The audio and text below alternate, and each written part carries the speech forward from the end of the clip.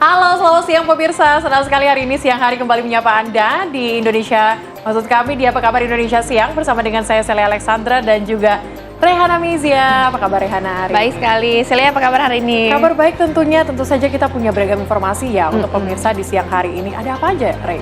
Nah, nanti kita akan hadirkan dialog mengenai aksi premanisme yang semakin kesini semakin mengkhawatirkan nampaknya di masyarakat. Kemudian juga akan mendalami lagi pemirsa mengenai kasus toko mama. Tapi sebelum itu, Celia dan juga pemirsa kita akan mulai Apa Kabar Indonesia Siang dengan informasi pertama. Aksi penagih hutang atau dikenal dengan debt collector di Asahan, Sumatera Utara diketahui pemirsa kian meresahkan.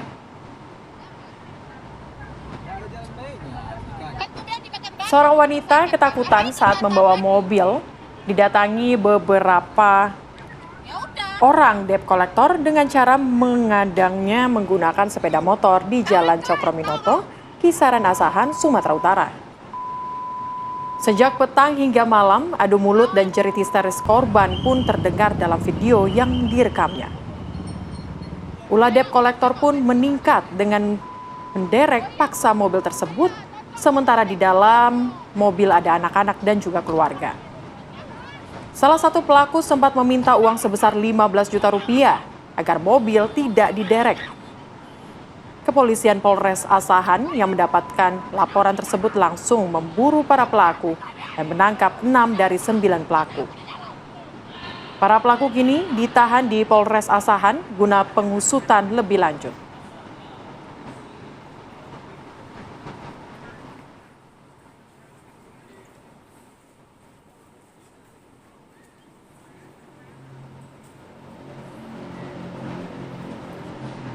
Pemirsa, kita ke Indramayu, Jawa Barat. Di mana video rekaman CCTV detik-detik pemotor tertabrak mobil pick-up di Indramayu, Jawa Barat.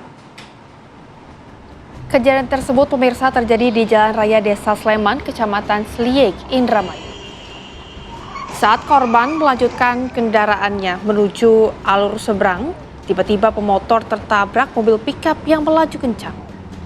Kendati benturan cukup keras, korban hanya mengalami luka ringan dan harus dilarikan ke puskesmas terdekat. Peristiwa kecelakaan yang viral di media sosial ini masih didalami petugas unit Laka Lantas Polres Indramayu untuk kepentingan penyelidikan yang lebih lanjut.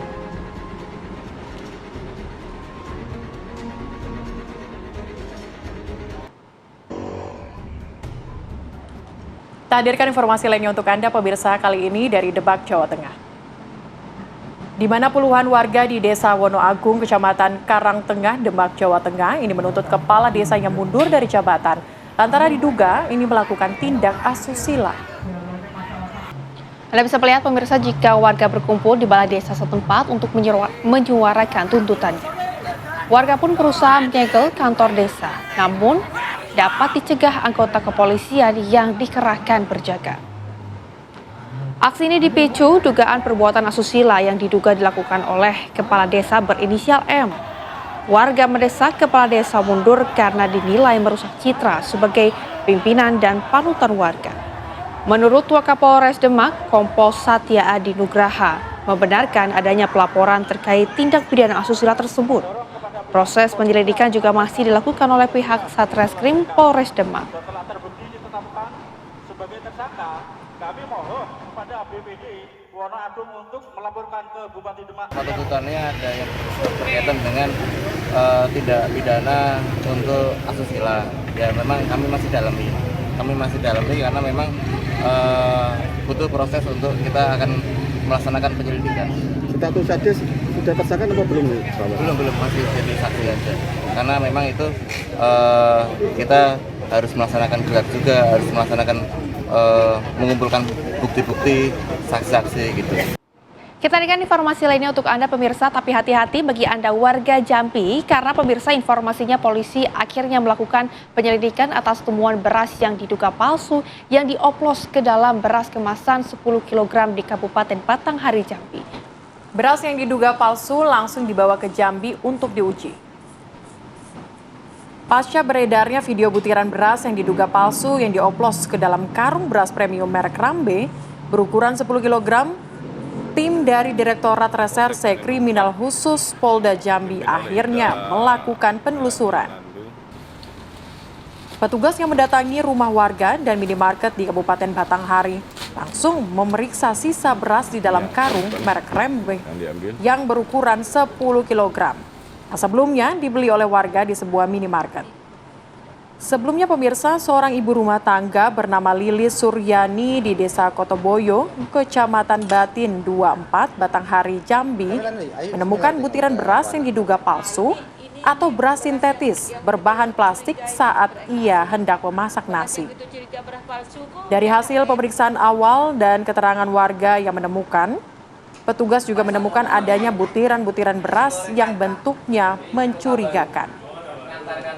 Untuk kepentingan penyelidikan, Polda Jambi membawa sampel beras untuk diuji apakah beras yang diduga dioplos tersebut palsu atau ada kandungan zat berbahaya di dalamnya.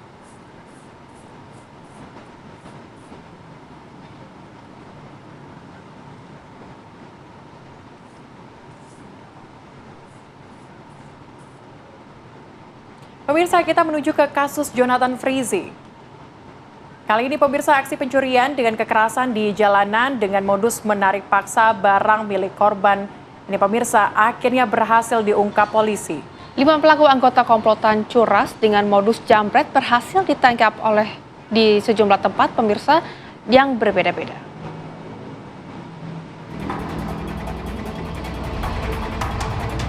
Upaya mengungkap dan menangkap pelaku pencurian dengan kekerasan di jalanan yang meresahkan warga terus dilakukan petugas Satreskrim Polresta Sidoarjo. Dalam waktu kurang dari 1 kali 24 jam, 5 pelaku anggota komplotan curas dengan modus jambret berhasil ditangkap di sejumlah tempat yang berbeda.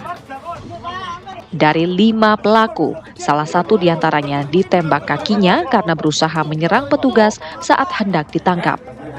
Kelima pelaku yang semuanya merupakan residivis kasus yang sama, tega dan nekat terhadap korbannya.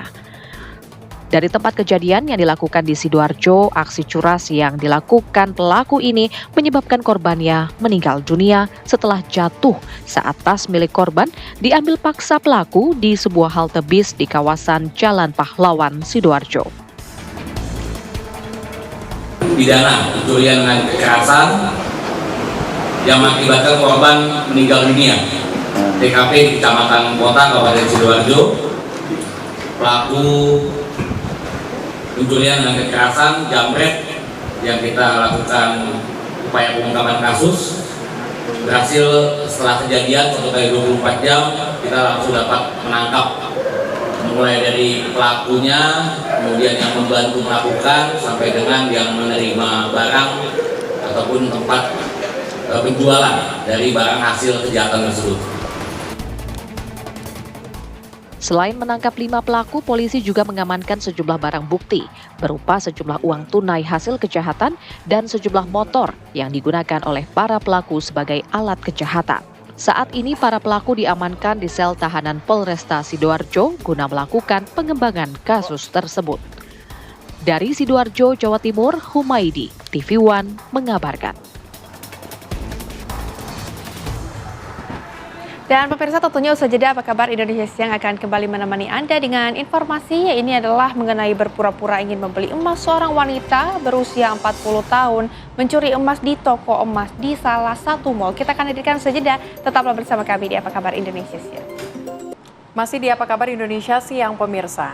Pemirsa, Ketua Umum Kamar Dagang dan Industri Indonesia, Kadin Indonesia Anindya Novian Bakri bertemu dengan Presiden Amerika Serikat Donald Trump dalam acara jamuan makan malam kenegaraan di Doha, Qatar.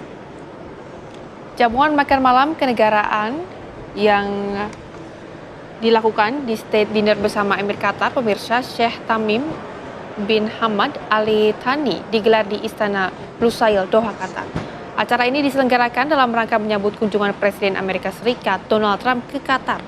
Dalam kesempatan itu, Ketua Umum Kadin Indonesia Anindya Bakri sempat berbincang sejenak dengan Presiden Trump.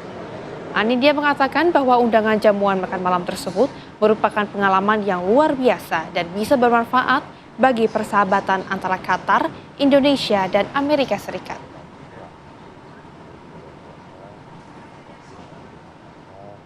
Ada box coklat yang gambarnya gedung Trump dan bendera Amerika dan Qatar tentunya.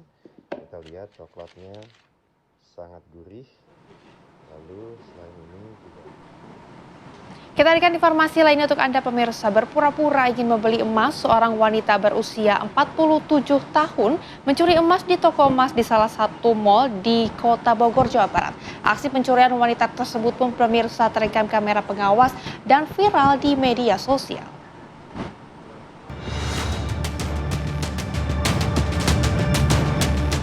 Inilah rekaman kamera pengawas yang memperlihatkan aksi seorang wanita berinisial AM berusia 47 tahun, warga Pontianak saat melancarkan aksinya melakukan pencurian emas di salah satu toko emas di salah satu mal di Kota Bogor, Jawa Barat.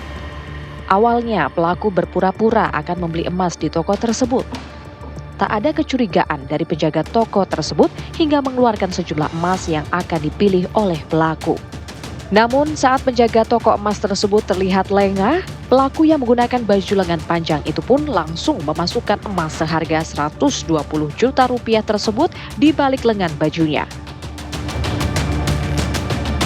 Peristiwa ini pun dilaporkan ke pihak kepolisian Satreskrim Polresta Bogor Kota dan polisi pun langsung melakukan pengejaran terhadap pelaku.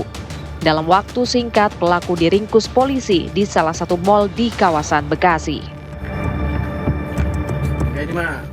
Polresta Bogor Kota telah mengamankan seorang wanita berinisial AM, warga Pontianak, umur sekitar 47 tahun, warga Pontianak ya. Jadi wanita tersebut kami amankan karena diduga telah melakukan pencurian berupa gelang emas yang terjadi pada hari Kamis tanggal 8 Mei 2025 sekitar pukul 12 siang di salah satu toko perhiasan di Botanis Square. Kasus ini hingga kini masih ditangani oleh jajaran Satreskrim Polresta Bogor Kota. Polisi masih mendalami kasus pencurian emas tersebut. Dari Bogor, Jawa Barat, Usep Saripudin, TV One mengabarkan.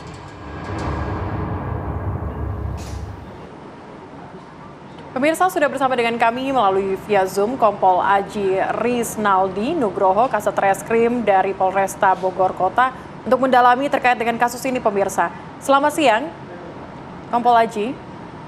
Selamat siang, Mbak. Baik, Kompol Aji mungkin Anda bisa jelaskan kepada kami kemudian kronologi dari kasus ini seperti apa dan juga kerugiannya berapa banyak? Baik, dapat saya jelaskan bahwa memang ini pada tanggal 8 Mei itu sekitar pukul 12 kita mendapatkan laporan bahwa ada terjadi tindak pidana pencurian ataupun penggelapan yang dilakukan oleh seorang wanita yang mana terlihat di CCTV bahwa yang bersangkutan ini atau pelaku ini dia berpura-pura membeli gelang emas pada saat si pelayan atau yang menawarkan ini lengah sedikit, dia menutupi tangannya dengan menggunakan baju yang sudah dipasang gelang emas. Kemudian setelah mendapatkan laporan, kami melakukan profiling terhadap CCTV yang kita dapat. Kemudian kita lakukan pengajaran bahwa yang bersangkutan ini memang warga Pontianak yang berdomisili di daerah Bekasi. Kemudian kami kejar ke wilayah Bekasi. Dan akhirnya kita dapat di daerah Bekasi, kita amankan. Kemudian yang bersangkutan memiliki apartemen di wilayah Bintaro. Kita lakukan penggeledahan di apartemennya, memang ada beberapa sejumlah uang yang kita sudah amankan. Demikian, Mbak. Oke, baik. Pak, ini untuk pelaku sendiri, apakah melakukan aksinya hanya sendiri atau ada kawanan lainnya, Pak? Untuk sampai saat ini, hasil dari pemeriksaan bahwa yang bersangkutan ini melakukan dengan sendirian tanpa ada kawan karena ini untuk kepentingan pribadi yang bersangkutan. Demikian, Mbak. Baik, terkait dengan pelaku Pak, apakah pelaku memang pernah melakukan aksi serupa dan ini mungkin kesekian kalinya ataukah ini baru pertama kalinya dilakukan oleh pelaku? Nah, setelah kita dalami memang ada pengakuan dari yang bersangkutan pernah melakukan di beberapa daerah baik di Jawa Timur maupun di Jakarta. Nah, ini kita sedang berkoordinasi dengan di kepolisian di wilayah Jawa Timur dan Jakarta Metro khususnya, apakah memang ada laporan serupa yang dilakukan oleh yang bersangkutan. Demikian, Mbak. Baik, Pak, ini apakah Anda sudah mendapatkan informasi dari pelaku mengenai motifnya, apakah terlibat dalam ekonomi atau seperti apa informasinya, Pak? Baik, jadi memang yang bersangkutan ini atau pelaku ini, dia mengalami keretakan di dalam rumah tangganya, sehingganya membutuhkan biaya untuk biaya perceraian. Di samping itu, memang kehidupan sehari-harinya atau lifestyle-nya cukup tinggi, sehingga dia membutuhkan biaya yang banyak dan dia tidak memiliki pekerjaan. Demikian, Mbak. Mungkin Anda bisa jabarkan, Pak, berapa banyak kemudian kerugian yang dialami toko emas tersebut? Oke, untuk kerugiannya kisaran sekitar 46 gram emas berupa gelang, itu kadar 99 karat, yang mana nilai kerugian di total 120 juta, Mbak. Demikian. Oke, baik. Pak Haji, terima kasih banyak sudah bergabung bersama dengan kami dan juga menceritakan mengenai kronologi kejadian ini. Selamat kembali beraktivitas. Dan kalau kita lihat itu, ini ya miris ya kalau misalnya ada pencurian, kemudian juga penipuan yang dilakukan. Tetapi kita hadirkan juga informasi lainnya untuk Anda pemirsa, di mana sebuah video yang merekam aksi dua wisatawan asing sedang berjoget di atas kendaraan sambil mengkonsumsi minuman keras di kawasan wisatawan Canggu, Kabupaten Badung, Bali. Ini viral di media sosial. Menanggapi hal tersebut, pemirsa, jajaran Polres Badung langsung menindak kedua wisatawan tersebut yang mengaku aksi mereka dalam pengaruh minuman keras.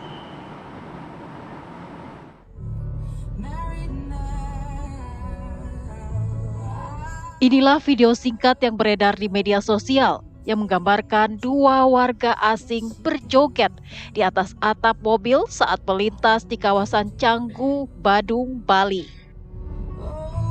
Tak hanya berjoget, keduanya juga mengkonsumsi minuman keras sambil duduk di atap mobil. Dinilai cukup meresahkan, jajaran Satlantas Polres Badung langsung memburu keberadaan mobil tersebut. Diketahui dua warga asing tersebut berkewarganegaraan Inggris dan Kanada. Setelah mengetahui plat mobil yang digunakan para wisatawan ini, polisi langsung bertindak dan menilang pelaku. Hi, my name is Dennis Valley. I leased that vehicle. Usai ditangkap polisi, keduanya pun meminta maaf atas tindakan mereka yang diakui di bawah pengaruh minuman keras. Sementara sopir mobil yang mengaku disewa oleh kedua warga asing tersebut dikenakan sanksi tilang.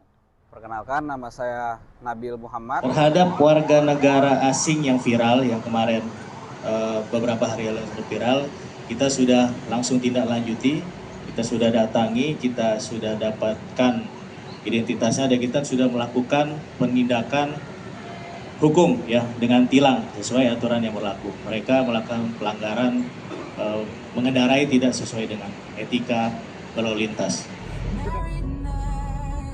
Tindakan warga asing yang meresahkan kerap terjadi di Bali. Untuk meminimalisir tindakan meresahkan dan melanggar hukum warga asing selama berada di Bali, Pemprov Bali telah menerbitkan Surat Edaran Nomor 7 Tahun 2025 pada 20 Maret lalu, yakni berisi tatanan baru bagi wisatawan asing yang berisi kewajiban, larangan, serta sanksi bagi wisatawan asing. Dari Badung, Bali, Alfani Sukri, TV One mengabarkan.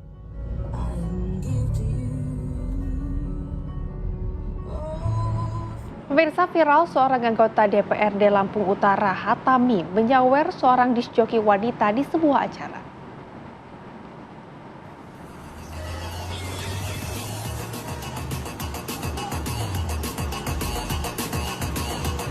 Sebuah video yang memperlihatkan seorang anggota DPRD Lampung Timur, Hatami, sedang menyawer seorang disjoki wanita viral di media sosial.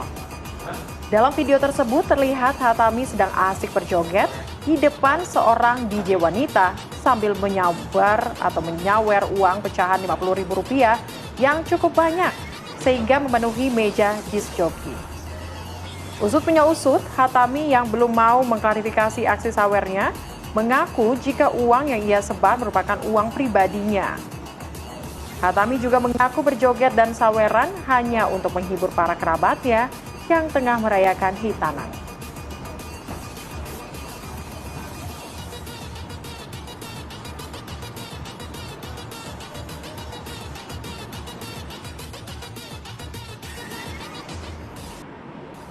Pemirsa, kita ke London, Inggris. Ini ada kabar unik. Tas milik Putri Wales, ini Kate Middleton, yang diambil seseorang. Kok berani sih? Mari kita lihat bagaimana informasinya untuk Anda.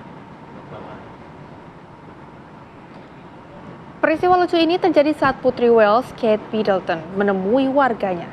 Tiba-tiba ada bayi berusia 1 tahun yang sedang digendong ibunya mengambil tas milik sang putri. Kate Middleton hanya tertawa. Namun sedikit panik saat ternyata si bayi menolak melepas dan mengembalikan tas milik istri Pangeran William tersebut. Pengawal pribadi Kate Middleton pun tak mampu berbuat apa-apa karena sang putri melarang mereka mengambil paksa dari si bayi. Kira-kira apa ya isi tas Kate Middleton?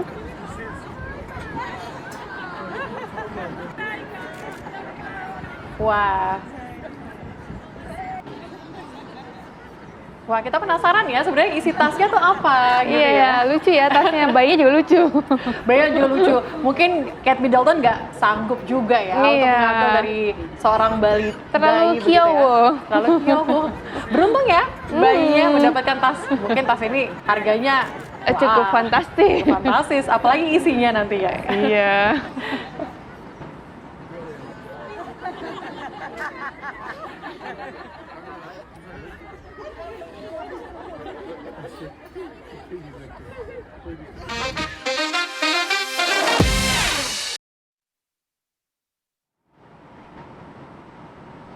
Dan pemirsa, tentunya usai jeda apa kabar Indonesia Siang akan kembali menemani Anda. Tetaplah bersama kami sesaat lagi.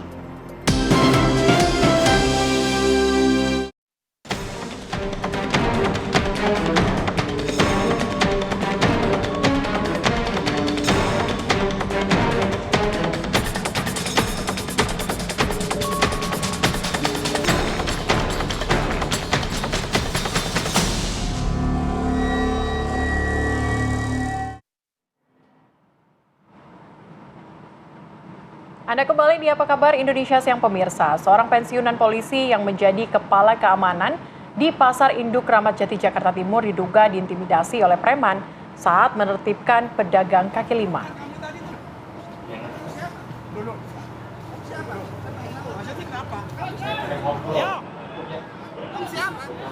Dalam video rekaman warga, pemirsa, terlihat sejumlah preman sedang mengintimidasi Teguh, kepala keamanan di Pasar Induk Sayur Mayur, Kramat Jati, Jakarta Timur, dengan makian dan sorakan. Mereka tak terima sebelumnya kepala keamanan pasar melakukan penertiban pedagang kaki lima. Diketahui kelompok preman tersebut diantaranya merupakan pengurus ormas di Pasar Induk. Merasa terancam melihat banyaknya massa, Teguh pun menyelamatkan diri ke kantor pengelola PD Pasar Jaya dan melaporkan peristiwa tersebut ke Polsek Kramat Jati, Jakarta Timur untuk ditindaklanjuti.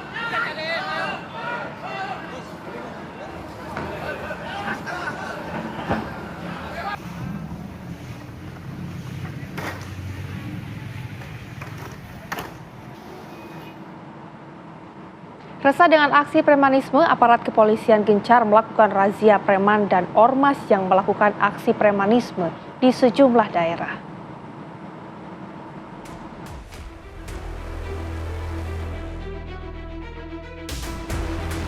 Beberapa waktu terakhir, aparat kepolisian gencar melakukan bersih-bersih praktik pemerasan dan aksi premanisme.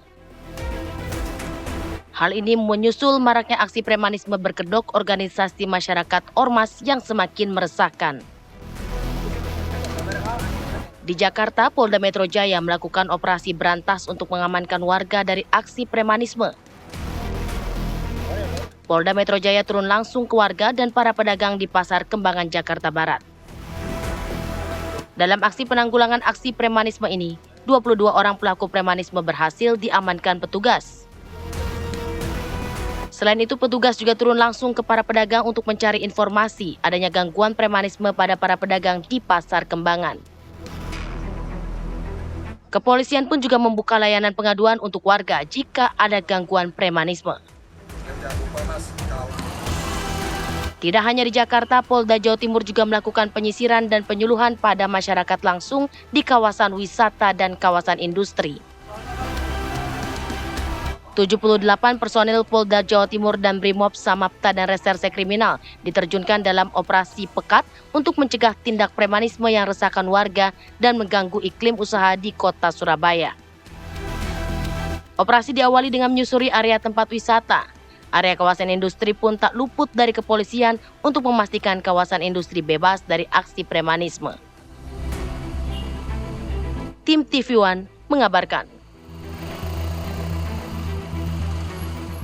Dan pemirsa, untuk lebih mendalami mengenai aksi premanisme yang turut meresahkan bagi warga, sudah bersama kami di studio TCI di siang hari ini ada Ibu Yuwanita Apriliandini selaku sosiolog perkotaan. Selamat siang, Bu. Selamat siang, Mbak Rea. Baik, Ibu ini melihat tadi ya ada informasi juga yang telah kami sajikan sebelumnya bahwa asalnya ada aksi premanisme ini yang kemudian memunculkan di masyarakat menjadi kekhawatiran tersendiri. Ini dari Ibu sendiri seperti apa? Jadi menurut akar kata preman itu kan berasal dari Freeman ya, Belanda, atau dalam bahasa Inggris itu free man, orang yang bebas. Tapi perubahan makna yang tadinya orang yang bebas kemudian tidak melekat terhadap kewajiban tertentu, itu berubah menjadi orang yang menggunakan kekerasan atau intimidasi untuk mencapai tujuan tertentu. Nah, kalau misalnya dulu di di zaman-zaman kerajaan itu ada yang namanya memang jawara. Nah, jawara ini memang sebagai shadow government atau pemerintahan yang bayangan. Jadi di satu sisi ada kerajaan ya, kemudian ada pamong prajanya gitu ya, tapi ada juga jawara. Nah, cikal bakal premanisme ini sebenarnya memang merujuk pada jawara itu sendiri. Jadi orang yang memiliki kekuatan yang memang supranatural ya, dan mengamankan satu wilayah tertentu. Nah, memang dalam dunia modern ini ya, perubahan premanisme ini dari jawara ini dengan berkodok ormas. Nah, ini yang memang lebih kontemporer. Jadi memang melekat pada Kesultanan Banten ya dalam konteks jawara ini. Oke, artinya gini, tadi Anda sempat sampaikan bahwa berkedok ormas gitu.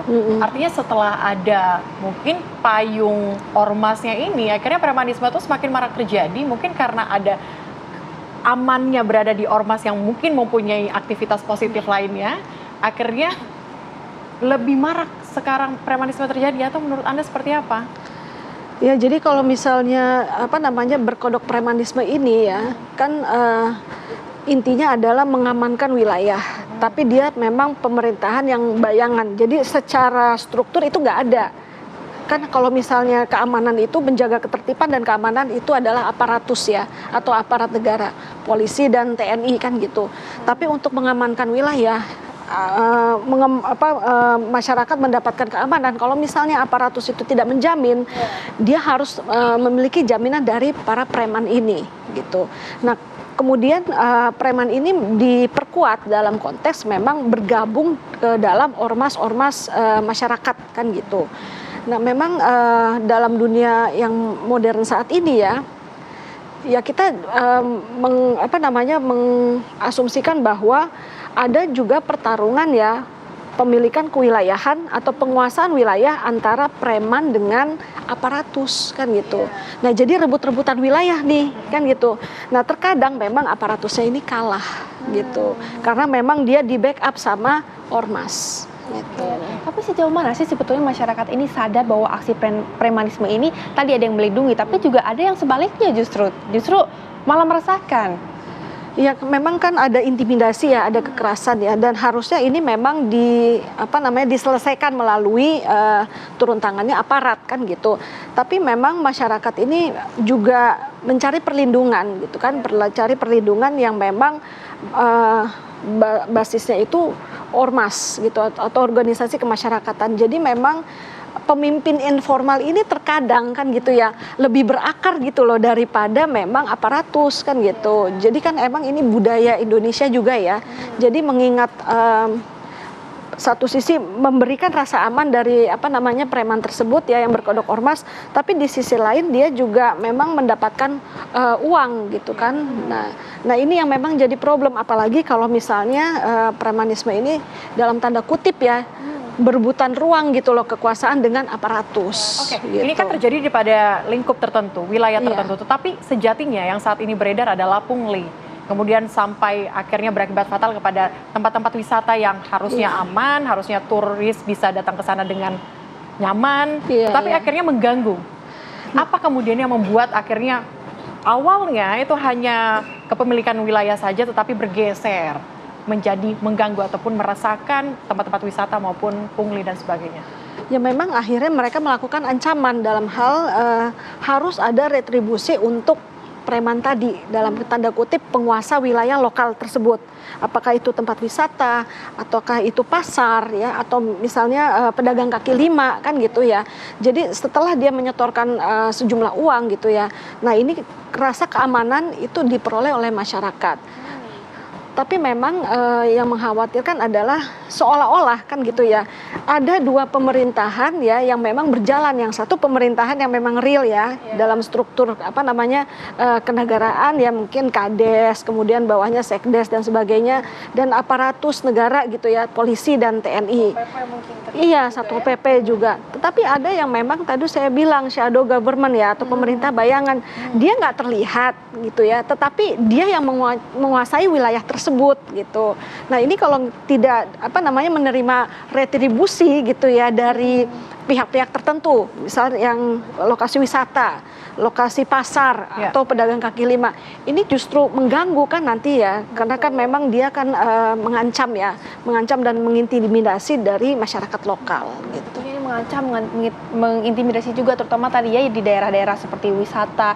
Nah ini untuk menghilangkan aksi premanisme ini yang paling efektif sebetulnya apa yang harus dilakukan oleh pemerintah ataupun oleh masyarakat yang tinggal di daerah itu, Bu?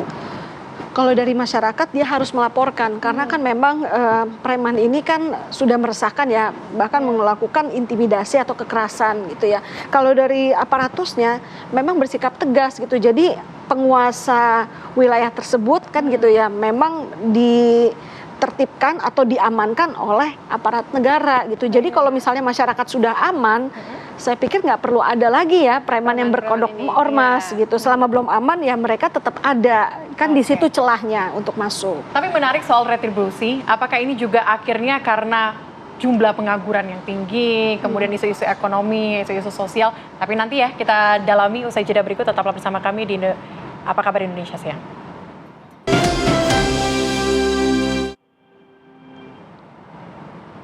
Masih bersama kami pemirsa di Apa Kabar Indonesia Siang. Kerap meresahkan warga Bandung maupun pendatang dan juga wisatawan. Puluhan preman diamankan oleh pihak kepolisian resort Kota Besar Bandung dan juga jajarannya dalam operasi Pekat Pemberantasan Premanisme.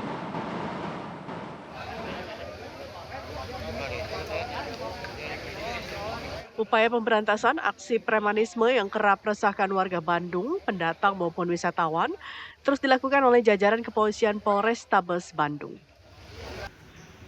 Rabu siang tadi, puluhan preman yang kerap meresahkan warga Bandung ditangkap dan langsung dibawa ke Mapolrestabes Bandung untuk menjalani pemeriksaan lebih lanjut. 75 orang berhasil diamankan. Mereka kerap melakukan aksi pemalakan dan pungutan liar, baik itu terhadap para pedagang pasar, pendatang maupun wisatawan yang datang ke kota Bandung. Puluhan preman ini akan diproses lebih lanjut apabila terlibat tindak pidana berat, membawa senjata tajam dan mengancam korban, sedangkan yang tidak terbukti dan ringan akan dibina terlebih dahulu sebelum dilepaskan kembali.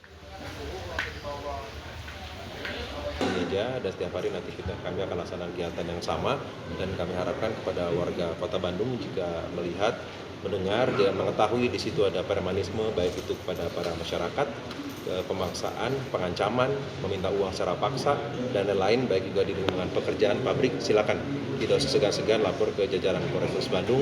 Nanti kami akan turunkan tim untuk menangkap para pelaku tersebut. Kepolisian mengaku akan terus melakukan pemberantasan aksi premanisme di Kota Bandung. Kepolisian juga menghimbau masyarakat untuk melaporkan apabila masih ada aksi premanisme di lingkungan mereka. Dari Bandung, Jawa Barat, John Hendra, TV One mengabarkan.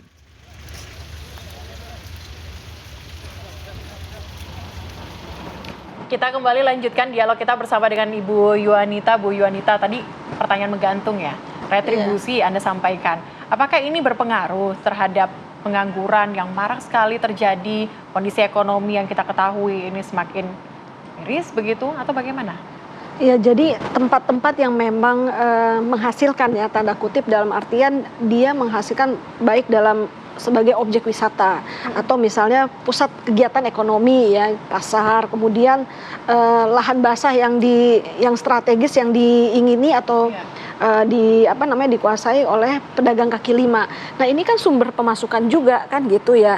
Kalau misalnya secara formal itu kan harus ada retribusi, bahasanya ya, retribusi kan pengamanan kewilayahan. Nah, tetapi memang retribusi ini juga juga dualisme gitu. Jadi satu sisi pemerintah itu juga mendapatkan retribusi dalam artian misalnya karcis parkir yang memang dibuat oleh Pemdanya kan seperti itu. Tapi kan ada parkir-parkir gelap misalnya seperti itu.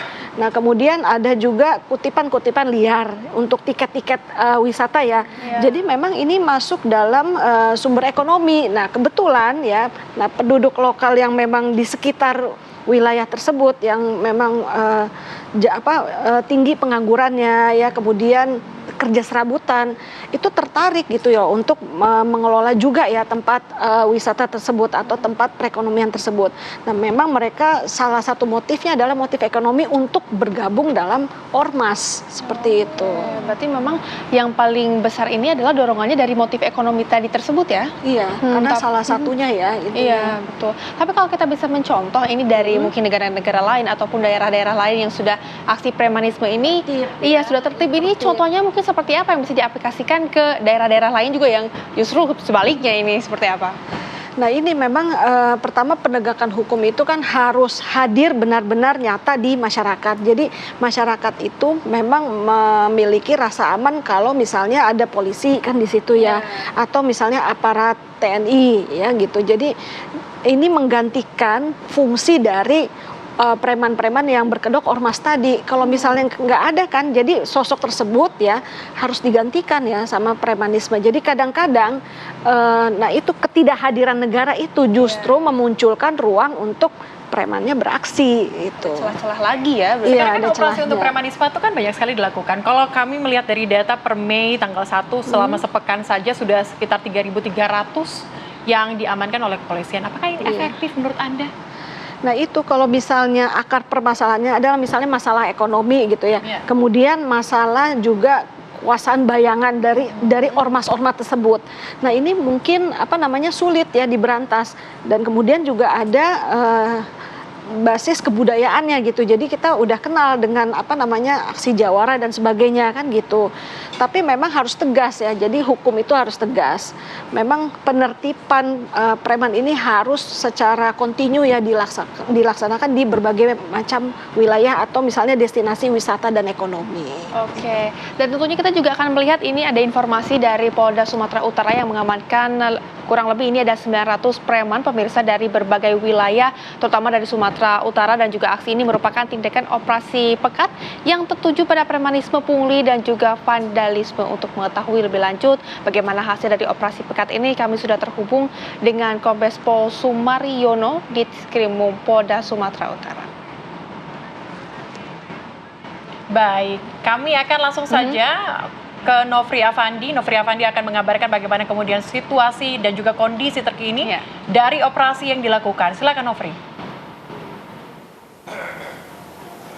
Ya baik, saya lihat dan juga pemirsa, memang aksi premanisme yang mengganggu, meresahkan warga ini menjadi perhatian khusus berbagai pihak, terutama Presiden Prabowo Subianto yang telah memberikan atensi dan memerintahkan untuk menindak tegas segala bentuk premanisme.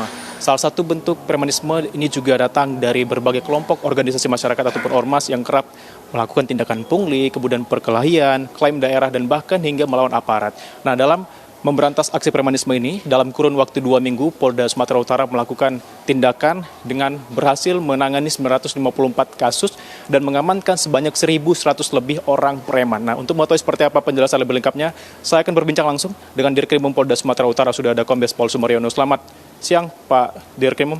Selamat siang, Mas. Ini mungkin bisa dijelaskan terlebih dahulu dari aksi ataupun berbagai bentuk penanganan tindakan premanisme ini selama 2 minggu ini seperti apa, Pak?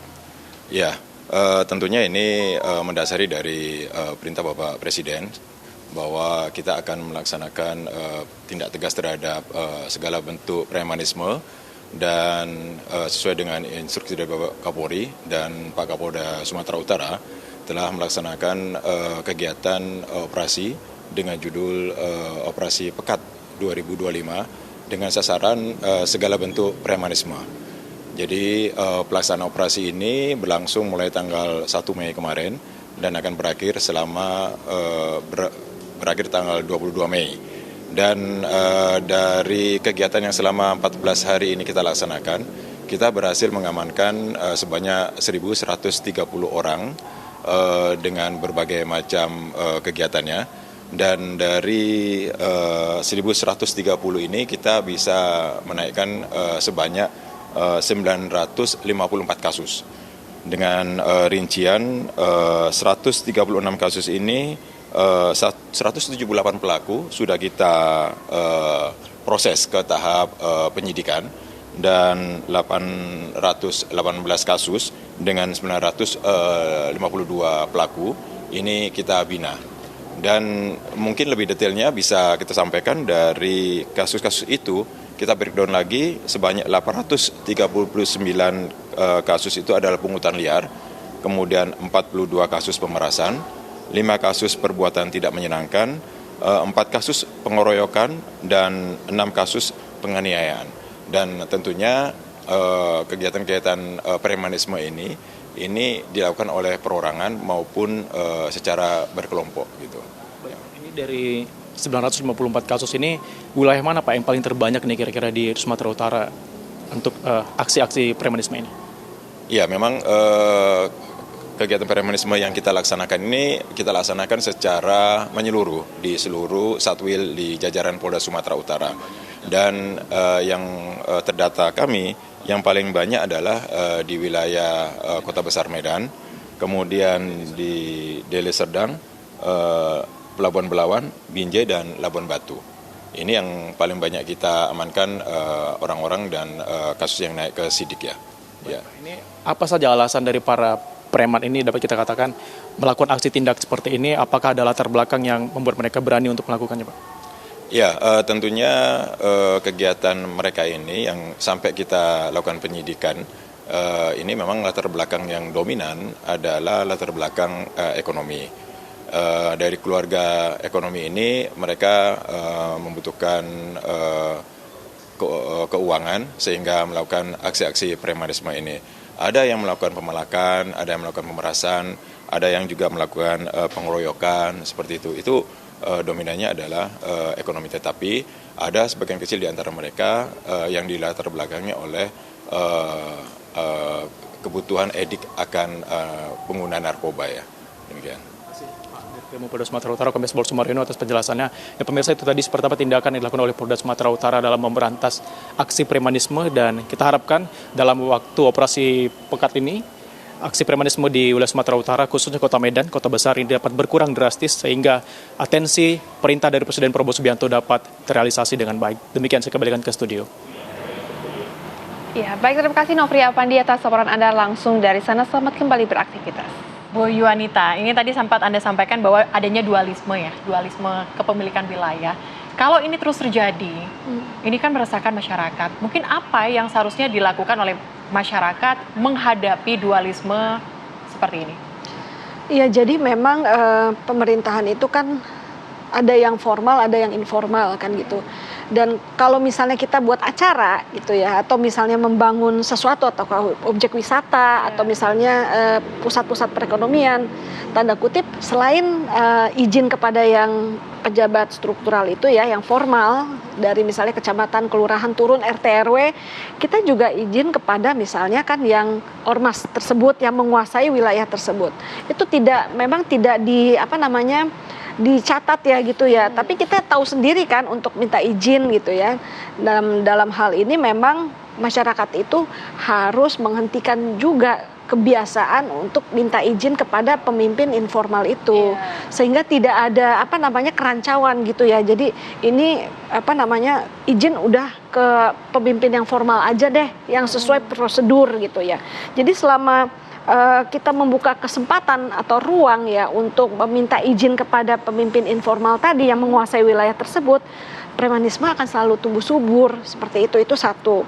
Kemudian yang kedua, memang aparat negara itu harus memberikan keamanan.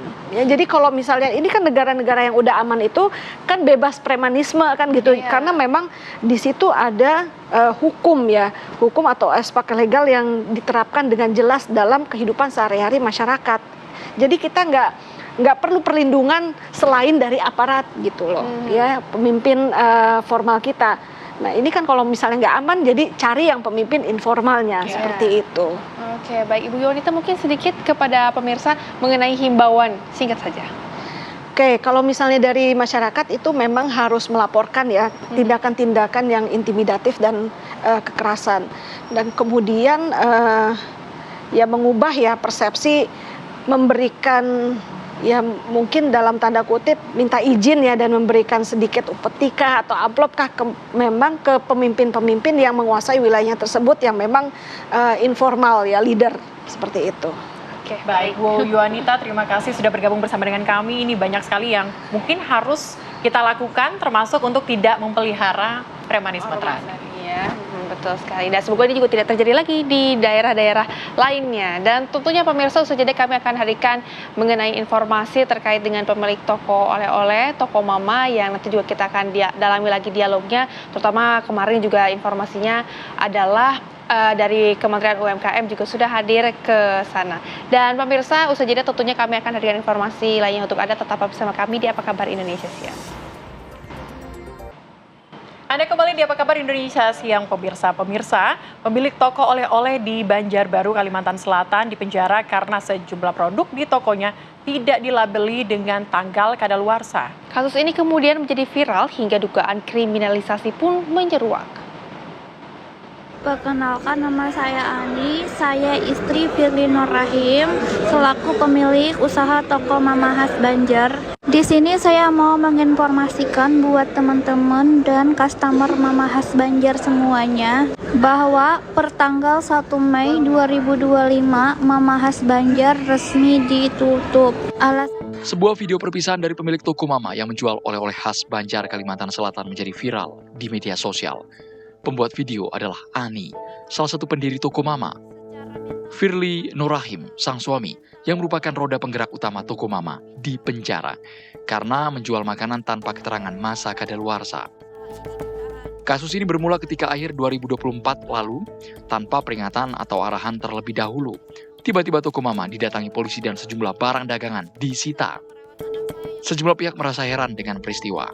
Sebenarnya, kasus ini sudah dimediasi di DPRD setempat, namun tak juga menemukan solusi. Sidang lanjutan atas kasus ini digelar hari ini di Banjarbaru. Ani, pemilik toko Mama, sengaja menutup usaha lantaran tak kuat menjalani tanpa keberadaan suami di sampingnya. Karena kami merasa sudah tidak mampu lagi menghadapi permasalahan yang datang silih berganti. Di sini kami terpukul secara mental dan finansial. Mental kami hancur, kami trauma, apalagi saat suami saya yang merupakan tulang punggung usaha ini ditahan. Jujur saja, saya ketakutan karena tidak mudah bagi saya untuk bisa mengelola usaha ini seorang diri. Sambil merawat anak saya yang berumur 3 tahun, apalagi kasus kami sampai sekarang masih bergulir di pengadilan dan belum ada keputusan apapun.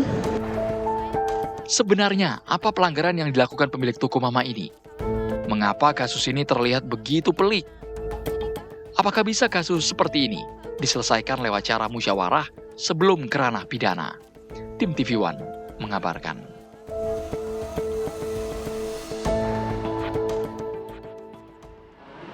Pemirsa, Menteri UMKM menghadiri sidang Mama Khas Banjar kasus perlindungan konsumen di Pengadilan Negeri Banjarbaru, Kalimantan Selatan pada pagi tadi. Dalam persidangan, Menteri UMKM Maman Abdurrahman ini membacakan amicus curiae atau pendapat di hadapan majelis hakim untuk memberikan pandangan terhadap kasus Mama Khas Banjar yang viral. Berikut informasinya untuk Anda. Saya ingin tegaskan terlebih dahulu bahwa kehadiran saya di sini, spirit dan semangat saya, kita tidak pada wilayah ingin menyalahkan si A, si B, si C, ataupun mengatakan ini benar atau yang itu yang salah. Tapi ada semangat yang ingin saya sampaikan kepada kita semua. Mari kita jadikan momentum ini sebagai momentum pembelajaran buat kita semua. Bahwa treatment kepada pengusaha mikro yang secara fakta realitas hari ini, mereka lah yang menghidupkan ekonomi di level bawah dengan segala keterbatasan yang mereka miliki. Dalam perspektif Kementerian UMKM, dalam konteks pemberian sanksi kepada pengusaha mikro, kecil dan menengah di seluruh Indonesia, harusnya lebih mengedepankan prinsip-prinsip pembinaan. Prinsip-prinsip penegakan hukum pidana itu kita jadikan ultimum remedium sebagai pilihan akhir dalam proses penegakan hukum. Ya pemirsa, kita sedikit klarifikasi bahwa pernyataan yang disampaikan oleh Pak Maman tadi itu adalah kemarin sore begitu ya. Betul. Dan kami juga sudah hadirkan di studio TV One saat ini pemirsa, dialog bersama dengan Pak Regi Perdana, staf ahli Menteri UMKM yang akan menjelaskan terkait dengan kasus kemarin. Mungkin bisa dijelaskan dulu, kemarin kan Pak Menteri sempat hadir, Anda juga sempat hadir di sana. Apa kemudian bentuk pendampingan yang dilakukan oleh Kementerian UMKM dalam kasus ini? Iya. Jadi sebelum ke pendampingan, barangkali izinkan saya menyampaikan bahwa UMKM kita ini memiliki arti yang penting ya untuk pertumbuhan ekonomi kita ya, di mana 99,9% proporsi usaha itu adalah UMKM dan berkontribusi terhadap 97% penyerapan tenaga kerja, berkontribusi terhadap PDB itu 61%-an gitu ya, sehingga kemudian UMKM ini dipandang sebagai sebuah aktor penting ya di dalam pembangunan yang harus kita lindungi. Tugas kami di Kementerian UMKM tentu melakukan pemberdayaan UMKM dan juga turut melindungi UMKM jika terjadi persoalan-persoalan hukum yang memang dihadapi oleh pelaku usaha, termasuk yang kasus yang viral ya, Mama Khas Banjar ini ya. Jadi memang kami hadir, Pak Menteri hadir di sana sebagai bentuk negara hadir gitu ya, sesuai dengan mandat yang sudah ditetapkan oleh Undang-Undang UMKM maupun PP 7 tahun 2021. Dan kemudian juga sebagai bentuk dukungan kepada UMKM yang pesannya sebetulnya tidak hanya untuk kasus Mama Khas Banjar saja, tetapi juga untuk seluruh UMKM yang ada di Indonesia. Kita ingin menunjukkan bahwa kita hadir, UMKM dilindungi, mudah-mudahan dengan kehadiran kami, kontribusi yang kami berikan, kehadiran pimpinan tertinggi Pak Menteri, ini bisa membuat suasana yang lebih nyaman lah ya bagi teman-teman UMKM untuk bisa berusaha. Gitu. Oke, tapi kalau kita menguak lagi mengenai kasus toko Mama Khas Banjar, awalnya ini mencuat karena tidak ada label yang mencantumkan kadaluarsa. Nah ini sebetulnya untuk tadi ya pengaturan dari Menteri UMKM sendiri mengenai kadaluarsa ini itu seperti apa sih sebetulnya Pak? Iya, jadi untuk kasus Mama Khas Banjar itu ada dua hal ya yang dianggap belum sesuai dengan ketentuan. Yang pertama ada produk yang tidak ada labelnya, kemudian ada produk yang ada labelnya tetapi tidak ada tanggal kadaluarsanya gitu ya. Label dan kadaluarsa ini kan sesuatu yang sesungguhnya penting ya. Penting untuk melindungi masyarakat gitu ya. Kalau ada tanggal kadaluarsa, kalau ada label, ada informasi gizi, ada informasi terkait dengan produknya begitu ya. Ini tentu masyarakat akan lebih terlindungi ya. Tapi di satu sisi juga ini memberikan dampak bagi pelaku usaha itu sendiri, sehingga produk itu menjadi lebih berkualitas begitu ya dan lebih terjamin gitu ya. Nah, memang untuk pelabelan ini itu sudah menjadi kewajiban baik yang ditetapkan oleh Undang-Undang Perlindungan Konsumen ataupun Undang-Undang Pangan, begitu ya. Itu adalah sebuah kewajiban yang kalau itu dilanggar itu memang terkena sanksi. Nah, memang dalam hal ini terdapat dua penerapan sanksi yang berbeda.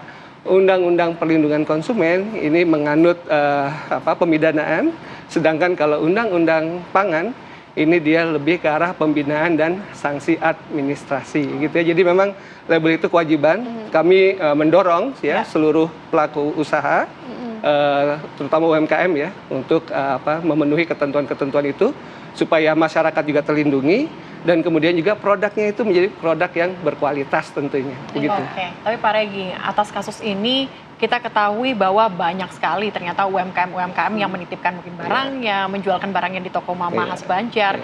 Kemudian akhirnya tidak memiliki sasaran untuk tempat penjualan akibat dengan kasus ini. Apa kemudian akan dilakukan dari Kementerian UMKM terkait ini? Apakah ada bentuk pendampingan khusus kepada UMKM yang tidak mencantumkan label kadaluarsa atau seperti apa? Iya, saya berbicara dari program besarnya dulu gitu ya. Tidak hanya untuk kasus ini. Sebetulnya upaya pendampingan, pembinaan begitu ya sesuai dengan ketentuan, sesuai dengan PP 7 tahun 2021 itu menjadi kewajiban pemerintah ya. Artinya kementerian lembaga dan juga pemerintah daerah begitu. Yang kemudian kami Kementerian UMKM ini sebagai koordinatornya gitu ya. Nah, jadi setiap upaya-upaya pembinaan, pendampingan itu sudah dilakukan baik oleh kementerian ataupun pemerintah daerah ya atau lembaga begitu ya. Nah, memang yang menjadi persoalan gitu ya. Kan negara kita luas banget gitu ya. UMKM itu jumlahnya besar banget begitu ya. Di data kami itu sekitar 64 jutaan gitu ya. Yang itu memang menjadi tantangan bagi kita semua. Dan kita tetap terus akan melakukan upaya-upaya itu. Kementerian UMKM sendiri ini melaksanakan program misalnya kami ada festival gitu ya untuk kemudahan berusaha. Tidak hanya terkait dengan label saja, tetapi semua perizinan itu kami fasilitasi ya, tidak berbiaya. Itu baik itu halal, kemudian izin edar gitu ya, NIB juga. Nah, itu kita lakukan di 17 wilayah. Kita sudah lakukan di 2 wilayah, yaitu di Kalimantan Barat dan di Jawa Timur. Nah, kedepannya nanti tentu akan ada 16 wilayah lagi ya, 16 wilayah lagi yang nanti akan kita lakukan seperti itu. Baik. Nah, ini sebagai bentuk kontribusi kami lah, negara ya, pemerintah ya, terhadap UMKM supaya bisa memenuhi ketentuan-ketentuan yang sudah ditetapkan. Nah, dalam konteks kasus yang Mama khas Banjar ini ya, tentu dengan adanya proses yang hukum yang sedang berlangsung ya, ini kami menghormati upaya hukum yang dilakukan oleh aparat penegak hukum. Kami menghormati proses yang sedang berlangsung di persidangan begitu. Tetapi kami ya Pak Menteri ya ini rasanya perlu hadir ya tadi ya untuk menunjukkan komitmen dukungan kami terhadap UMKM dan juga memberikan wawasan, nuansa, insight begitu barangkali ya kepada para pengambil keputusan bahwa UMKM ini perlu dilindungi.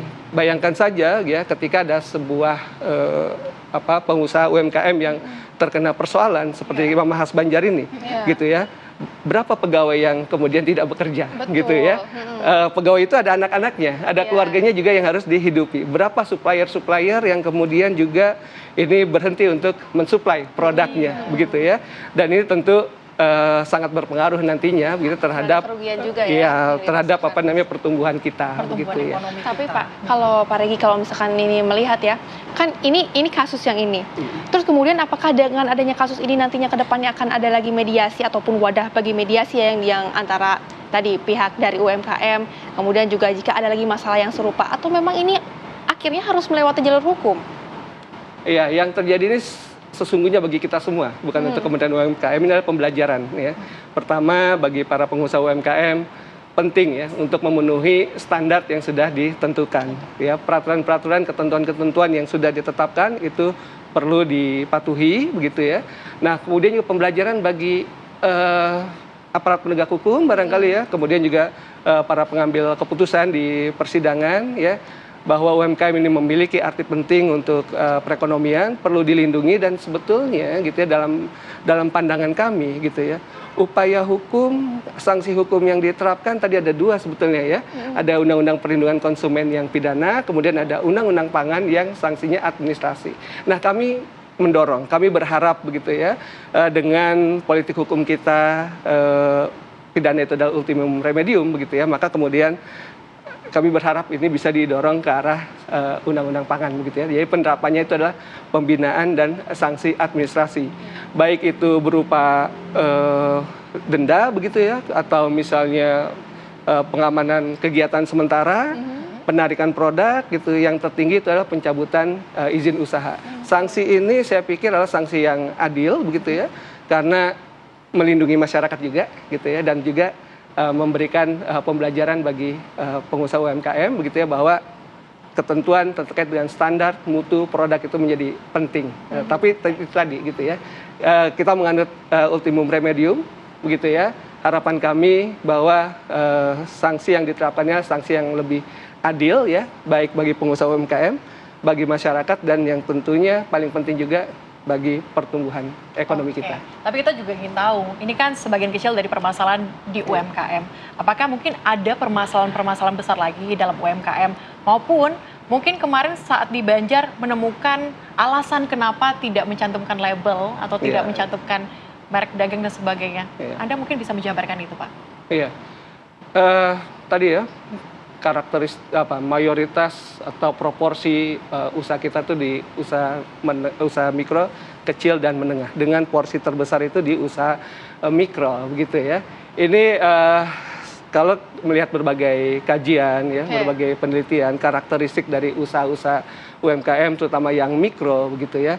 Ini adalah teman-teman yang sebetulnya mereka punya semangat yang gigih gitu ya untuk bertahan hidup gitu ya, tetapi dengan pemahaman dan pengetahuan yang terbatas gitu ya.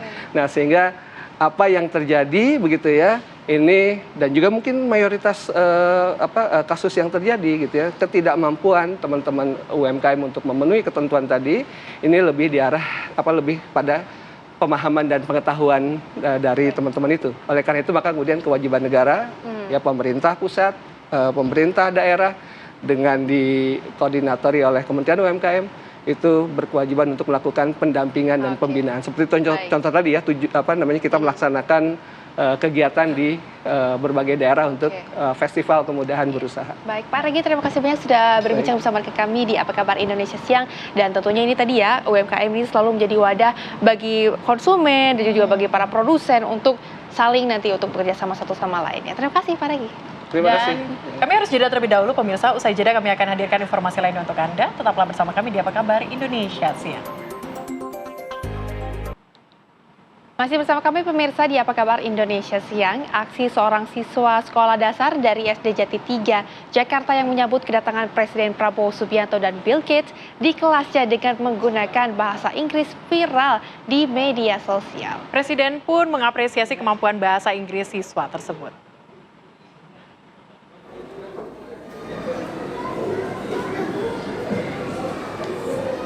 Ayo.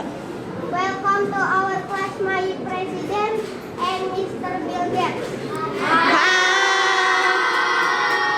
Oh, you speak English, good. Kedatangan Presiden Prabowo Subianto bersama tokoh filantropi dunia, yakni Bill Gates, ke SD Negeri Jati 3 Jakarta beberapa waktu yang lalu masih menyisakan cerita di media sosial. Selain sambutan meriah dari seluruh siswa saat Presiden tiba di sekolah, ada momen unik saat Prabowo dan Bill Gates meninjau ke salah satu ruang kelas. Dalam video viral yang beredar di media sosial, terlihat seorang siswa bersiap menyambut kedatangan dari Presiden di depan kelas. Saat Presiden dan Bill Gates masuk ke kelas, siswa itu langsung memberikan ucapan selamat datang kepada Presiden Prabowo dan Bill Gates dengan menggunakan bahasa Inggris. Welcome to our class, my president and Mr. Bill Gates. Oh, you speak English, good. Prabowo pun takjub dengan sambutan itu. Ia langsung mengapresiasi sambutan dari siswa SD tersebut.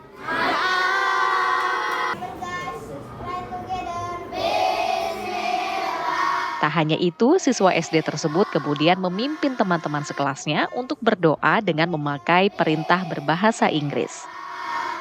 Keberanian siswa tersebut berbicara menggunakan bahasa Inggris di depan Presiden patut diapresiasi. Semoga video viral ini bisa menginspirasi siswa-siswa lainnya agar berani berbicara menggunakan bahasa asing. Tim TV One mengabarkan.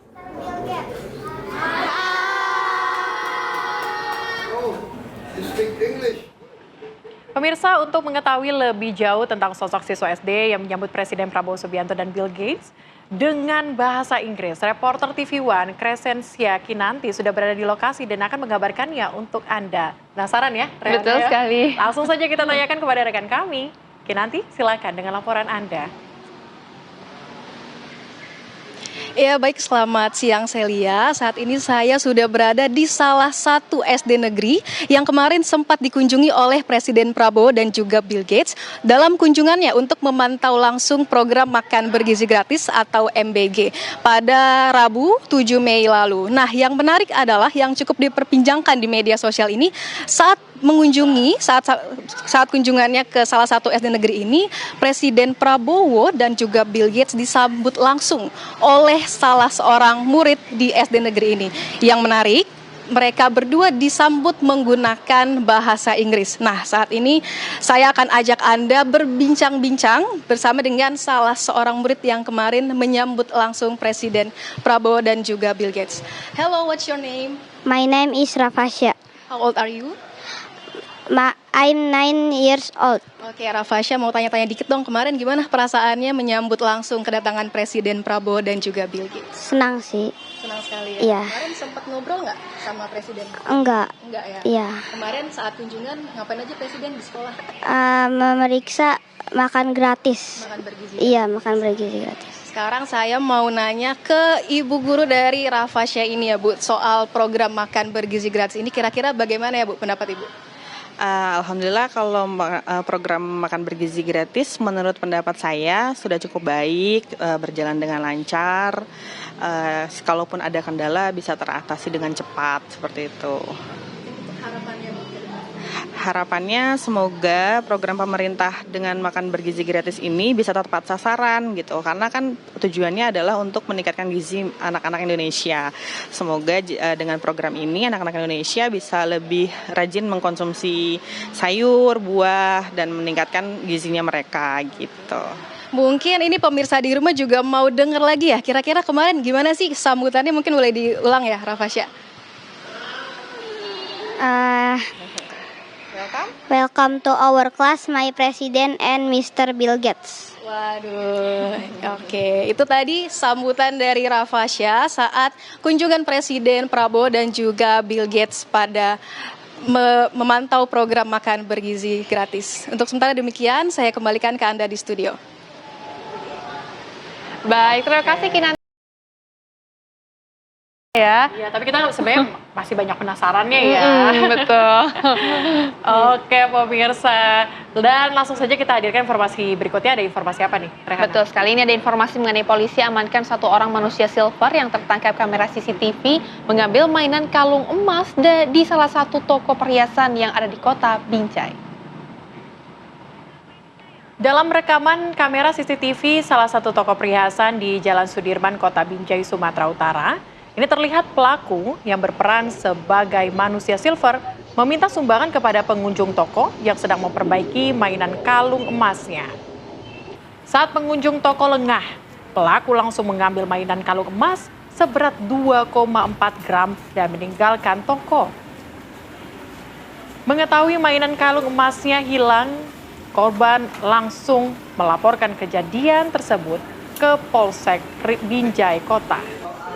Kurang dari 24 jam pemirsa, petugas berhasil mengamankan pelaku beserta barang bukti mainan kalung emas yang sudah sempat dijual pelaku ke pedagang emas kaki lima.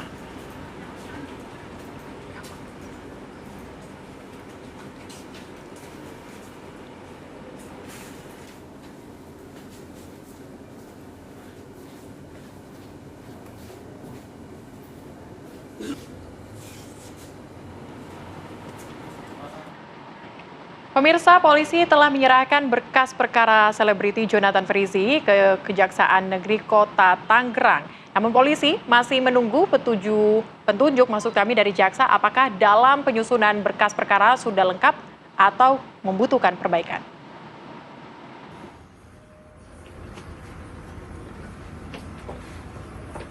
Babak baru kasus penyelundupan obat keras jenis Etomidet yang menyeret nama publik selebriti JF atau Jonathan Frizzy dimulai, di mana berkas perkara telah dilimpahkan ke Kejaksaan Negeri Kota Tangerang, namun Ijong belum dilakukan penahanan karena masih dalam proses penyembuhan usai operasi.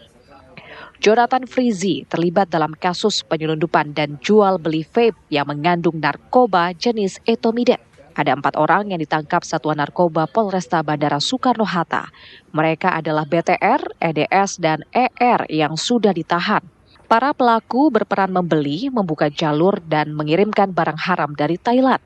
Sementara JF atau Jonathan Frizzy sebagai pemakai dan pemodal. Hingga saat ini pelaku JF masih melakukan wajib lapor pasca operasi sehingga tidak ditahan.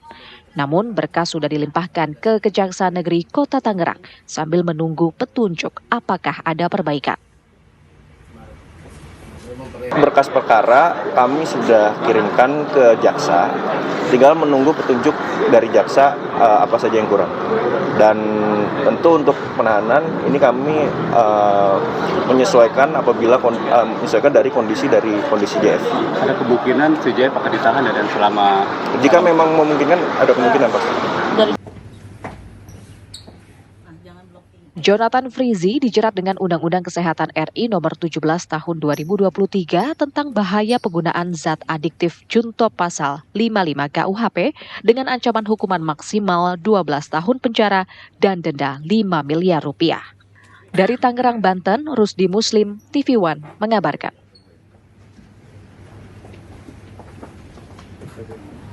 Pemirsa, pebasket asal Amerika Serikat yang membela klub Tangerang Hawks di kompetisi Indonesia Basketball League, Jared Show ditangkap Polresta Bandara Soekarno-Hatta karena terlibat kasus narkoba. Pihak klub Tangerang Hawks langsung memutus kontrak pebasket profesional tersebut.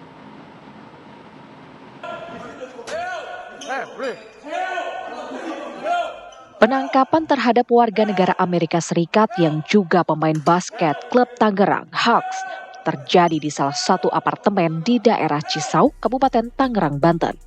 Dalam video yang beredar, pelaku yang bernama Jared Show sempat berteriak meminta tolong saat petugas dari Polres Bandara Suta mengepungnya. Jared yang merupakan pebasket profesional itu ditangkap karena kedapatan membeli paket narkoba jenis permen ganja. Dari tangan pelaku, polisi menemukan 132 bungkus permen seberat 869 gram yang mengandung narkoba golongan 1 jenis Delta 9 THC. Penangkapannya bermula dari kecurigaan petugas Bea Cukai dengan adanya pengiriman barang berupa 1 kardus permen dari Thailand ke salah satu apartemen di Tangerang.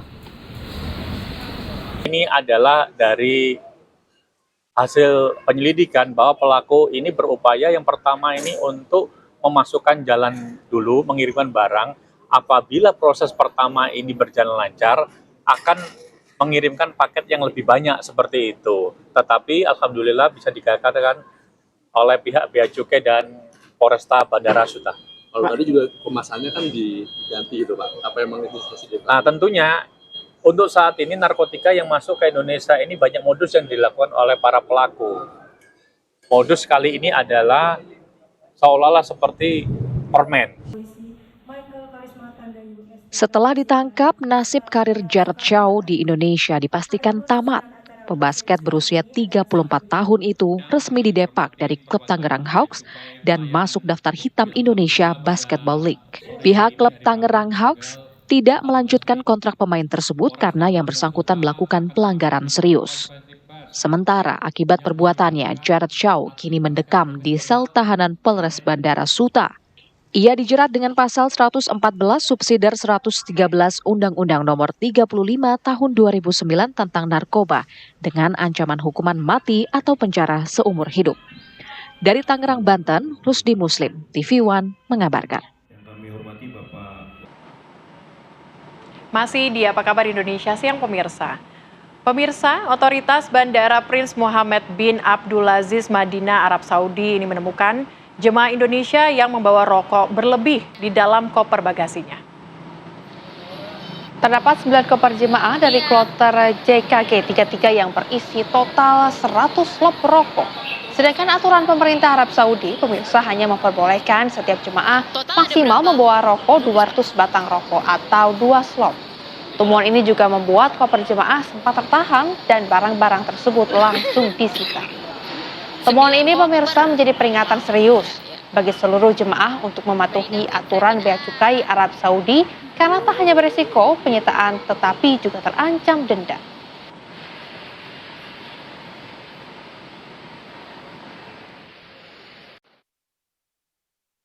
Gitu ya, tadi pagi kedatangan kloter dari JKG itu mendarat pukul 4.30 dini hari waktu Arab Saudi.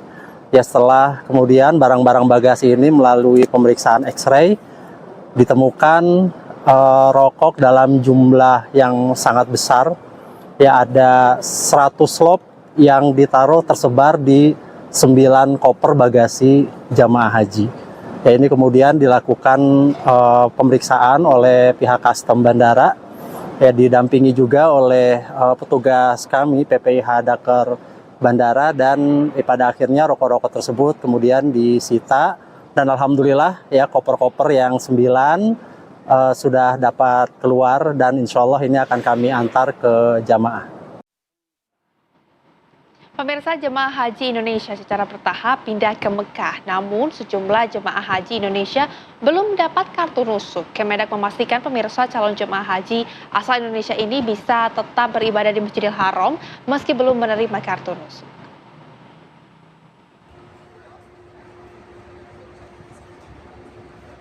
Kementerian Agama menjamin jemaah haji Indonesia tetap dapat menjalankan ibadah di Masjidil Haram meskipun belum menerima kartu nusuk dari Syarikah. Kartu nusuk merupakan identitas digital yang dikeluarkan oleh Kementerian Haji dan Umroh Arab Saudi. Kartu wajib dimiliki oleh seluruh jemaah haji agar dapat mengakses wilayah Mekah, termasuk pelaksanaan puncak ibadah haji di Arafah, Musdalifah, dan Mina Armina. Kartu nusuk seharusnya sudah diberikan kepada jamaah dalam waktu 1 kali 24 jam setelah kedatangan di Arab Saudi. Namun, masih ada sejumlah jemaah Indonesia yang belum menerima kartu nusuk. Untuk mengatasi keterlambatan tersebut, Syarikah telah menyediakan solusi sementara berupa surat atau penanda identitas lain supaya jemaah tetap dapat masuk ke Masjidil Haram. Calon jemaah haji Indonesia tidak perlu khawatir bila para jemaah haji belum mempunyai kartu nusuk bila ingin beribadah di Masjidil Haram, karena petugas haji Indonesia akan membantu memberikan tanda identitas pengganti bagi jemaah yang belum memiliki kartu identitas kartu nusuk. Kartu nusuk ini didapatkan dari Syarikah, perusahaan yang ditunjuk oleh pemerintah Arab Saudi untuk melayani jemaah haji. Namun Indonesia tidak perlu khawatir karena jemaah Indonesia akan dikasih kartu identitas pengganti kartu nusuk sehingga para jemaah haji bisa beribadah di Masjidil Haram. Dari Madinah, Arab Saudi, Eriko Wardewantoro, TV One mengabarkan. Pemirsa, lebih dari 1,5 juta box makanan disajikan untuk menikmati atau dinikmati oleh jemaah haji Indonesia. Dan berikut informasinya. Operasional haji yang berlangsung sekitar 13 hari ini pemirsa, di mana ada 1,3 juta box dibagikan di Madinah dan 200 box makanan dibagikan untuk jemaah yang ada di Mekah. Setiap hari menu yang disajikan ini berbeda-beda, baik untuk makan pagi, siang, bahkan ini hingga makan malam. Sajian catering bercita Nusantara ini diantarkan jemaah sesuai waktu penyajian untuk dinikmati bersama oleh jemaah. Jemaah juga dihimbau untuk segera menyantap makanan sesaat setelah disajikan, sehingga makanan masih dalam kondisi yang hangat. Menunya cocok nggak Pak? Dari pagi? Ini dari Indonesia Pak didatanginnya Pak. Lihat kayak bukan di Arab Saudi Pak. Untuk konsumsi, alhamdulillah selera orang Indonesia, lidah Indonesia, ya, enak juga dimakan. Enak. Iya. Untuk rasanya? Rasanya juga enak. Rasanya enak, sesuai dengan lidah orang Indonesia. Ada bedanya nggak sih makanan yang biasa dimakan di Indonesia sama yang di sini? Nggak ada, ya sama lah. Bumbunya juga enak sama, rempahnya sama. Dan pemirsa, untuk mengetahui bagaimana sebetulnya pelaksanaan kabar haji di tahun 2025 ini, kami sudah terhubung dengan reporter TV One yang sudah siap mengabarkan untuk Anda, ada Eriko di sana. Silakan Eriko dengan laporan Anda. Baik, terima kasih. Selamat pagi dari Madinah, Arab Saudi. Baik Rehana dan Celia, yang saya ingin laporkan adalah bahwa calon jemaah haji Indonesia yang tiba hari ini dari total 525 kloter per hari ini sudah tiba menjadi 242 kloter dalam persentase 4,61%. Dari total jemaah yang terdaftar 203.340 per hari ini sudah masuk sekitar 94.197. Dan yang dari lansia total jemaah haji sekitar 46,33%. Sebanyak ada turunan informasi lain. Sebanyak 77 jemaah haji khusus dari konsorsium El Makaya tiba di Madinah, Arab Saudi. Mereka akan menjalani program Arba'in selama 9 hari dan menginap di hotel Dalala Taiba Bintang 5 sebelum melanjutkan perjalanan ke Makkah pada 25 Juli mendatang. Menurut data Siskohat, jumlah kuota jemaah haji khusus ini tahun ini sekitar 14.848, sedangkan jemaah yang telah tiba di Arab Saudi sebanyak 1.086 orang. Nah, informasi lain adalah ribuan jemaah haji Indonesia telah tiba di Madinah dengan berangsur mulai bergerak ke Mekah. Sekitar banyak hotel jemaah Indonesia yang berada di ring satu Masjid Nabawi menjadikan masjid ini menjadi pusat kegiatan ibadah harian jemaah, terutama sholat fardu dan amalan sunnah. Ada 3 tips untuk jemaah agar nyaman beribadah di Masjid Nabawi nanti. Yang pertama adalah jemaah diminta selalu membawa ID card haji, gelang identitas minimal, kartu identitas hotel. Tujuannya untuk memudahkan petugas apabila lupa jalan ataupun seperti bingung menuju kemana gitu kan. Lalu yang kedua, jemaah juga disarankan menghafalkan gate pintu masuk masjid. Ini sebagai patokan pintu saat masuk dan keluar masjid untuk nantinya menuju hotel. Lalu yang ketiga, disarankan diminta untuk membawa kantong plastik atau tas kecil untuk menyimpan alas kaki dan tidak meninggalkan sendal sembarangan sekitar masjid karena akan mengganggu ketertiban dan akan lupa kita akan menaruh di mana. Dan jika kehilangan sendal sendiri, petugas sektor telah menyiapkan sendal cadangan untuk dibagikan kepada para jemaah kita. Terpantau suhu udara di Madinah pada siang hari ini sekitar hampir 41 hingga 40 derajat. Artinya untuk pada para jemaah untuk tetap berhati-hati apabila tidak ada kegiatan di luar ruangan, untuk tetap berada di dalam ruangan, ataupun kalau ingin sholat sunnah, ingin ke Masjid Nabawi bisa menggunakan penutup topi ataupun payung dan menggunakan kaos kaki. Juga jangan lupa menggunakan lip balm karena dengan kelembapan ini bibir bisa pecah-pecah dan bisa agak kering. Nah, selain itu juga diminta untuk jemaah haji diminta untuk beristirahat cukup dan menjaga kondisi kesehatan mengingat puncak haji yang masih cukup lama. Selain beristirahat yang cukup, jemaah juga disarankan untuk menjaga pola makan sehat seperti mengkonsumsi vitamin dan pastinya makan tepat waktu, rajin mengkonsumsi air putih untuk menghilangkan dehidrasi. Apabila terjadi dehidrasi, bisa menggunakan minum oralit agar terhindar dari dehidrasi.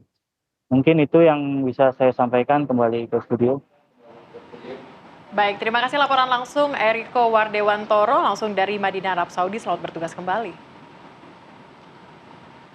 Dan tentunya pemirsa, usai jeda apa kabar Indonesia Siang akan kembali menemani Anda dengan sejumlah informasi lainnya. Tetaplah bersama kami. Masih bersama dengan Celia dan juga Rehana di Apa Kabar Indonesia Siang. Kita hadirkan informasi lainnya untuk Anda pemirsa, di mana seorang siswi SMA di Kabupaten Bandung Barat, Jawa Barat, ini memiliki tekad kuat dalam menimba ilmu meski harus menelusuri jalan terjal ini hingga naik rakit dan menuju ke sekolahnya.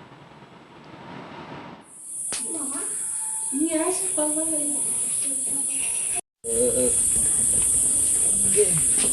Beginilah aktivitas Nera Nur Puspita, seorang siswi kelas 10 SMA Negeri 1 Saguling, Kabupaten Bandung Barat. Tidak seperti siswa lainnya, Nera harus berjuang untuk menuju sekolahnya dengan berjalan kaki sejauh 3 km, naik turun bukit hingga melintasi area persawahan.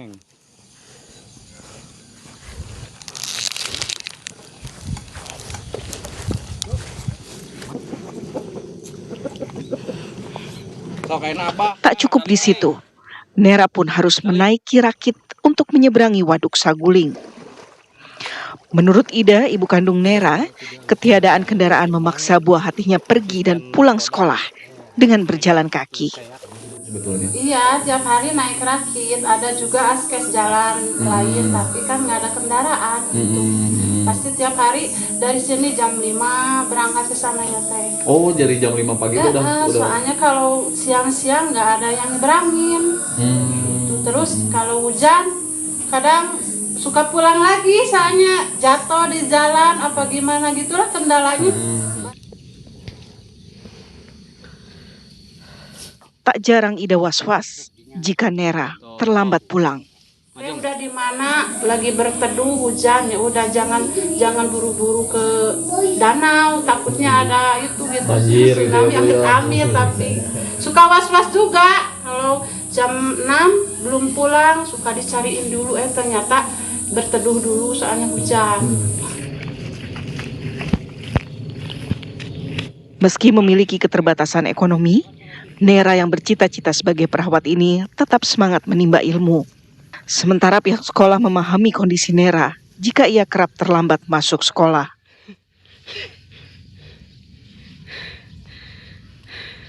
Ya, kalau tidak ada yang menyeberangkan, seperti barusan, itu beliau terlambat di sekolahnya. Bukan artinya tidak ada semangat, tapi betul-betul memang semangat karena terhambat oleh transportasi.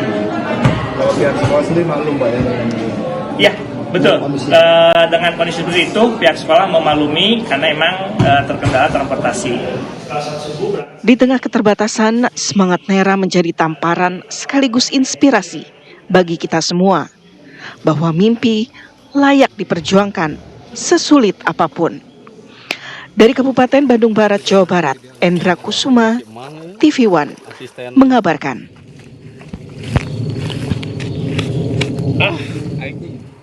Nah, kita punya kabar baik untuk Anda pemirsa, karena pegelaran musikal untuk anak-anak dan juga keluarga kembali hadir di ibu kota. Eki Dance Company ini membawa kembali drama musikal klasik yang bertajuk Lutung Kasarung yang dikemas dalam versi yang lebih segar dan juga modern. Berikut hadirkan informasinya.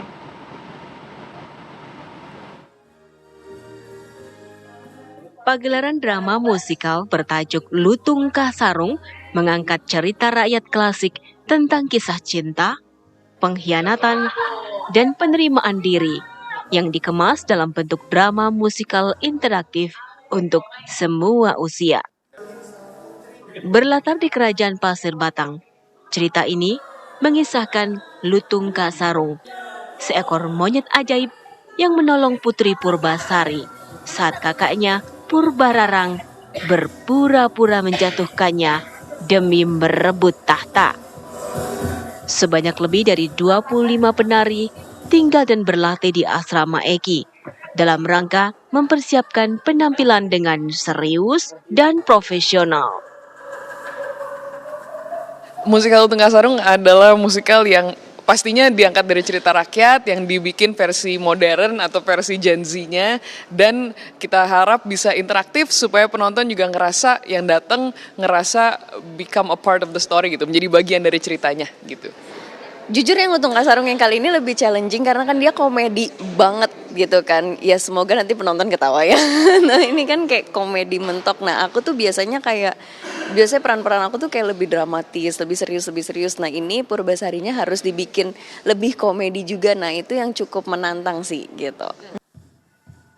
Pagelaran ini diproduksi oleh Alim Studio dengan Gary Gerardo sebagai pemeran utama Lutung Kasarung. Drama musikal yang akan digelar pada 22 hingga 25 Mei ini telah berhasil menarik perhatian publik dengan menunjukkan seluruh tiket dari 7 pertunjukan telah habis terjual jauh sebelum hari pementasan. Melalui drama musikal Lutung Kasarung terdapat penyampaian pesan moral tentang belajar mencintai diri sendiri yang relevan dengan masa kini di tengah banyaknya standar kecantikan di media sosial. Dari Jakarta, Syahda Yustisha, Rian Syadul, TV One mengabarkan.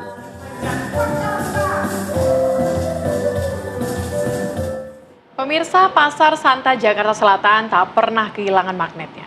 Lebih dari sekedar ruang belanja, tempat ini menyimpan kejutan bagi para pecinta musik. Kali ini, reporter TV One Rizka Sasabila dan juga juru kamera Dudi Ardiansyah menyusuri sudut-sudut uniknya, menemukan denyut musik analog yang tak lekang oleh waktu di antara rak-rak piringan hitam yang memikat. Berikut untuk Anda.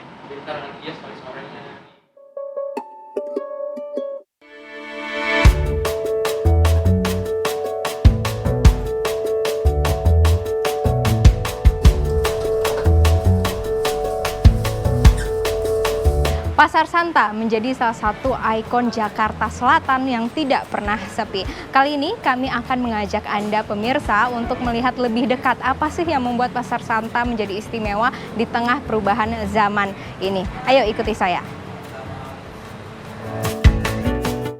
Berbagai keunikan dan kejutan di Pasar Santa dapat Anda temukan. Salah satunya bagi Anda pecinta piringan hitam atau vinil. Saat saya melihat koleksi-koleksi vinil, rasanya seperti memasuki lorong waktu musik. Dengan banyaknya rilisan vinil baru maupun lama, bagaimana ya toko menentukan harga jual setiap kepingan? Kita ada sistem grading sendiri sih, jadi kita sebelum kita emang bisa 100% jual dan taruh di toko, kita tuh ada sistem grading sendiri di mana misalnya barang baru datang ke toko, kita ada prosesnya, kita cek satu persatu kualitas dan kondisinya. Kita tuh ngeceknya bisa dari 2 faktor sih, satu visual dan satu dari suaranya. Albumnya keluar di tahun 70-an yang kita bilangnya sih ratio, kayak di repress, dibaruin lagi. Misalnya keluar tahun ini, itu bisa ada kualitasnya, suaranya berbeda. Proses kurasi koleksi vinil, terutama untuk rilisan bekas, memang sangat penting. Cara penyimpanan vinil pun harus diperhatikan, agar kualitas vinil tetap terjaga dengan baik. Dia tuh harus berdiri begini, ya nggak boleh ditumpuk. Karena dia kalau ditumpuk tuh lama-lama yang di tengah sama yang di bawah tuh bisa kita bilangnya melengkung sih. Jadi dia kan karena dia PVC plastik, dia tuh kalau ditumpuk lama dia bentuknya bakal berubah dia. Sama kalau satu naruhnya yang bener berdiri, sama kedua nggak boleh langsung kena matahari sih. Oh, harus di dalam ruangan. Iya bener. Karena kalau kena matahari sama lagi, ntar karena dia PVC plastik, dia kalau kena panas tuh dia bisa ganti bentuk berubahnya. Iya, jadi nggak bisa dimainin gitu. Iya, berubahnya, ya bentuknya benar-benar berubah. Dan itu bisa bikin vinilnya, kita bilangnya sih kayak gelombang, karena dia kalau muter kayak begini. Dan itu bisa merusak jarumnya, karena jarumnya tuh kalau ngelewatin area yang udah, kita bilangnya sih kayak meleleh, karena dia kan kayak plastik ya. Itu bisa ngerusakin jarumnya.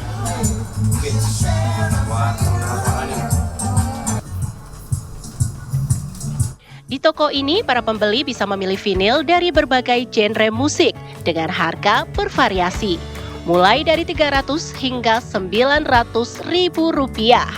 Ribuan vinil ini didapatkan pemilik toko dari berbagai negara dan para kolektor vinil. Meski sudah banyak orang beralih untuk mendengarkan musik dari telepon genggam atau memutar digital dalam format MP3, namun tak semua orang puas menikmati musik melalui MP3.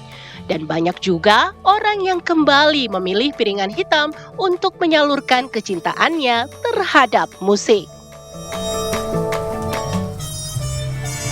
Aku lagi nyari musik-musik genre jazz aja sih, jazz lawas gitu. Berarti penggemar vinil juga dong? Iya, penggemar vinil, lagi into aja sekarang baru-baru ini. Iya. Tadi udah nemu albumnya Cassiope yang Sun, judulnya Conjunction sih ya. Dan selain itu nanti ada rencana untuk balik lagi pas? Pasti beli lagi, pasti koleksi lagi di sini.